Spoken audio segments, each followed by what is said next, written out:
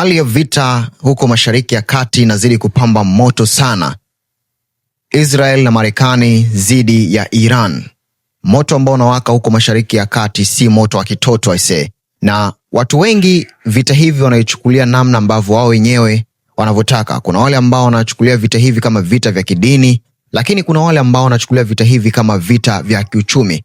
Haijalishi wewe unavichukulia kiupande gani, lakini hapa tunakuja kuchambua kile kitu ambacho ni cha uhalisia kabisa. Nini chanzo hasa cha vita hivi? Tuachana na vita vya miaka hiyo 1980, tuje kwa hivi vita ambavyo ni vya sasa, ambavyo vimeanza tarehe 28 Februari 2026, wakati Israel na Marekani wameshambulia Iran na kufanikiwa kumuua kiongozi mkuu kabisa wa Iran ambaye ni Ayatollah Ali Khamenei. Walifanikiwa kumuua shambulizi la kwanza tu, na moja kwa moja akawa ameuawa kupitia shambulio hilo. Sasa Iran imeendelea kulipiza kisasi zaidi dhidi ya Israel na Marekani baada ya kumuua kiongozi wao. Wananchi wa Iran pia wanaungana na serikali kuhamasisha jeshi lao lifanye juu chini kulipiza kisasi, wala wasikate tamaa. Yani hawataki mambo ya kidiplomasia, wanataka mambo haya yaishe kivita zaidi, yani waonyeshe nguvu zao, waonyeshe uwezo wao. Sasa hili ndilo jambo ambalo linafanya vita hivi vinazidi kuwa vikubwa. Iran imeshambulia nchi zaidi ya 5. Imeshambulia UAE, imeshambulia Saudi Arabia, Qatar, Bahrain, imeshambulia Kuwait. Kote huko kuna kwa sababu ya kulenga kambi za Marekani ambazo zinapatikana huko, lakini pia imeshambulia Israel kwa wakati huo mmoja. Yani ndani ya masaa kadhaa tu inashambulia nchi 7, 6, 5 kwa wakati mmoja. Kwa hiyo unaona kwa namna gani kwamba Iran wamejiandaa, wamejipanga kwa muda mrefu kwa hivi vita. Yani walikuwa wanajiandaa kwa muda mrefu. Ndio maana hata Marekani wanasema kwamba wanashambulia au wanataka kubadili uongozi wa Iran ni kwa sababu wanajua nguvu ambayo Iran inayo kwa sasa hivi, baada ya miaka 2, miaka 5 huko mbele itakuwa ina nguvu kubwa sana kijeshi. Hebu tafakari tu kwamba lengo la Marekani ilikuwa ni kuwaua wale viongozi ili moja kwa moja wabadili ule uongozi na kuweka uongozi ambao wao wanaotaka. Lakini ni kama imefeli, kwa sababu wamefanikiwa kumuua Ayatollah na viongozi wengine wa juu kabisa wa Iran, lakini mpaka sasa wananchi wameamua kuungana na serikali yao kushinikiza kulipiza kisasi. Na sio tena kushinikiza kwamba utawala huo ubadilishwe, bali wanashinikiza sasa kulipiza kisasi dhidi ya Marekani na Israel. Jambo ambalo linaipa nguvu serikali kwa sasa hivi. Japokuwa yoyote, lakini pia Israel inaendelea kushambulia, imeshambulia Tehran katika jengo la wajumbe ambalo lilikuwa limeandaliwa kwa ajili ya kupiga kura za nani ambaye atakuja kumrisi Ali Khamenei ambaye amefariki, yani Ayatollah mpya ambaye anatakiwa kuwekwa kuja kumrisi Ali Khamenei ambaye amefariki kutokana na shambulio hilo la Israel na Marekani. Lakini wameshambulia hilo jengo. Kwa hiyo mpaka sasa hivi haijajulikana, je, tayari wameshampata huyo kiongozi mpya au bado. Nimemsikia waziri wa Israel Netanyahu, waziri mkuu wa Israel, akisema kwamba wataendelea kuishambulia Iran mpaka kuhakikisha kwamba uongozi wa kigaidi wa Iran unabadilishwa au unatolewa madarakani. Kwa hiyo lengo la Israel ni kutaka kutokomeza huo uongozi wa Iran ambao upo kwa sasa hivi. Je, Iran pia itakubali hilo? Hapana. Ndio maana unaona wanazidi nao kushambulia. Wameshambulia Tel Aviv, wameshambulia huko Jerusalem na maeneo mengine mengi ya miji ya Israel, kushinikiza au kulipiza kisasi cha mauaji ambayo yamefanyika ya kiongozi wao ambaye ni Ayatollah Ali Khamenei ambaye amefariki siku ya Jumamosi tarehe 28 Februari 2026 kutokana na shambulio la Marekani na Israel. Sasa tukiangalia hivi vita kiundani zaidi, inaathiri vipi Afrika? Kwa Afrika kuna wale ambao wanachukulia hivi vita kama utani. Kuna wale ambao wanachukulia hivi vita kama sehemu ya kufurahia, ya kushangilia. Lakini hivi vita pia vina athari kiupande wa Afrika, kwa sababu ukiangalia 20% ya mafuta ambayo yanasambazwa ulimwenguni pote yanapita kwenye lile lango Hormuz.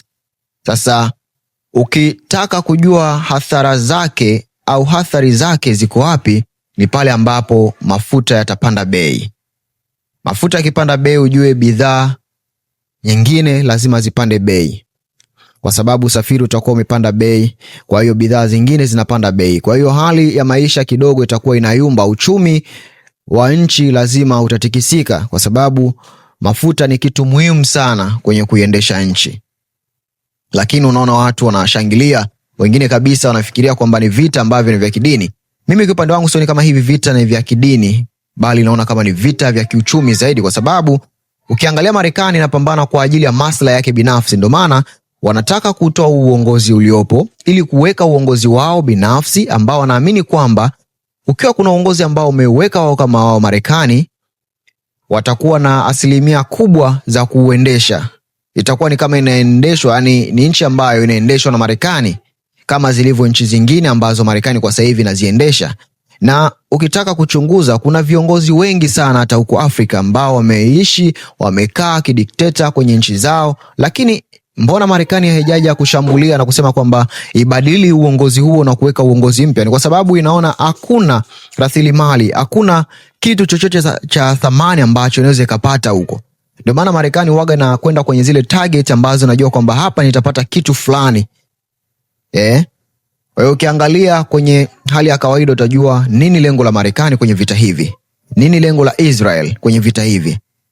Lengo ni rasilimali, lengo ni uchumi, lengo ni kujijengea sifa kuwa taifa kubwa lenye nguvu zaidi duniani, kwa sababu ukiangalia Iran ni moja kati ya mataifa ambayo yana nguvu kwa sasa hivi. Yana rasilimali, mafuta pale Iran ni kitu ambacho kinawapa nguvu. Kuna gesi pia pale. Kwa hiyo Marekani ikitawala Iran inazidi kujiongezea nguvu na kuwashusha Urusi, China, kwa sababu ndio washirika wakuu wa Iran. Kwa hiyo ikitawala pale inakuwa ni kama Iran inakuwa ni mshirika wa Marekani na sio tena Urusi na China. Kwa hiyo wanakuwa wamepoteza kitu fulani kwenye nguvu zao, Urusi na China, lakini Marekani inakuwa imeongeza kitu. Ndio maana wanapambana kutaka kubadilisha uongozi uliopo kwa sasa hivi.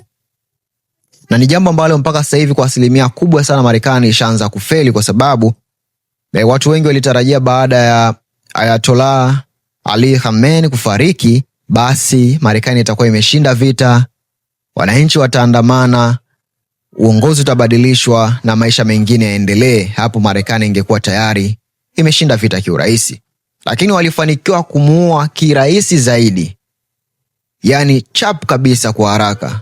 Ila kufikia malengo yao imekuwa ni ngumu sana. Kufanikiwa kwenye malengo yao imekuwa ni kitu ambacho ni kigumu. Ndio maana wanakaa chini, wanaumiza kichwa, watarudi na mbinu ipi, watarudi na plani ipi, watashambulia vipi ili kuhakikisha kwamba plani yao ya kubadili uongozi inatimia. Sasa mtu ambaye anakuja nasema wale ni Waislamu na hawa ni Wakristo, ndio maana wanashambuliana. Ukijiuliza Israeli kuna Wakristo asilimia ngapi? Haifiki hata 2% ya Wakristo ambao wanapatikana Israel, kwa sababu Israel ina Waislamu hapo kama 20% kama nitakuwa sikosei. Sasa Wakristo hawafiki hata 2%. Kwa hiyo unasemaje kwamba ni vita ambayo ni ya kidini ya Wakristo na Waislamu? Ni kitu ambacho sio kweli. Kwa mantiki hizo ukiangalia ni vita ambavyo vina mambo mengi. Kwa sasa kuna mataifa kadhaa ambayo yameanza kujitoa kusupport Marekani, japo sio moja kwa moja, lakini nchi kama Uingereza imeamua kujitoa na kuamua Marekani pale Cyprus iweke, yani itumie kambi yake ya jeshi pale. Na ndio maana Iran moja kwa moja walianza kushambulia Cyprus, kwa sababu wao na target zile kambi za Marekani. Sehemu yote ambayo kuna maslahi ya Marekani, basi wao ndio target zake. Kushambulia Saudi Arabia, Dubai, Qatar na maeneo mengine mengi ambayo Iran imefanikiwa kushambulia, ilikuwa ikilenga balozi za Marekani, kambi za jeshi au rasilimali au niseme vitu ambavyo ni vya Marekani kwa maeneo hayo. Na sio kwamba ilikuwa inalenga kwamba inapiga target ya kushambulia hiyo nchi, hapana. Target ni kushambulia sehemu ambako Marekani alipo, ambapo Marekani anapata urahisi wa kuishambulia Iran. Na mpaka sasa Marekani wamefanikiwa kuondoa majeshi yao, wamefunga balozi katika maeneo mbalimbali, Kuwait, Bahrain, Saudi Arabia, sijui na Dubai. Wamefunga balozi zao zifanye kazi kutokana na mashambulizi ambayo Iran imefanya. Mji wa Tel Aviv umeshambuliwa kwa asilimia kubwa, lakini vile vile kama Tehran kumeshambuliwa kwa asilimia kubwa. Kwa hiyo unaona hivi ni vita ambavyo mwisho wa siku vitachukua siku nyingi zaidi ya vile vita ambavyo vilikuwa vya siku 12, ambapo mwisho wa siku walikuja kukaa chini wakaona wayamalize kwanza. Ila hivi ni vita ambavyo kwanza vina kisasi ndani yake. Kwa hiyo tayari hapa kuna asilimia kubwa ya vita hivi kufika mbali kwa sababu kuna kisasi ndani yake. Wairani wenyewe wanakuambia vita ukianzisha wewe ulijua namna gani ya kuianzisha, ila kuimaliza huwezi ukajua namna ya kuimaliza. Ambao wanabaki na majukumu au jukumu la kumaliza vita inakuwa ni Iran.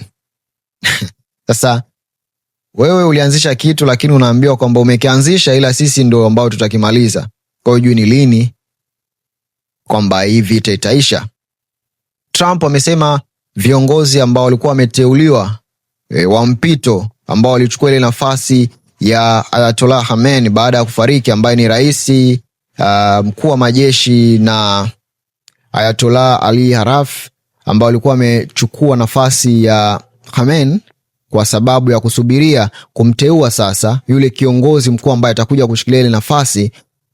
Amedai baada ya kuwapata wale walianza kutaka kuongea kusitisha hivi vita, lakini Wairani wenyewe wanasema hawajawahi kumwambia Marekani kuhusiana na kumaliza vita. Sasa Trump akija mbele anakuambia wananiomba mimi vita viishe tuzungumze, ila wao wanasema hatujawahi kumwomba mazungumzo na hatuna muda wa kutaka kuzungumza chochote kile, bali tunalipiza kisasi. Huu moto ni wa hatari sana. Subscribe Dems Media. Mimi ni Abdul Juma, lakini kwa story kama na hizi, chambuzi kama na huu, na kuletea ripoti zote ambazo zinaendelea huko katika uwanja wa vita Mashariki ya Kati, kana sisi Instagram, TikTok na Facebook tunatumia Dems Media. Asante, tukutane kwa wakati mwingine.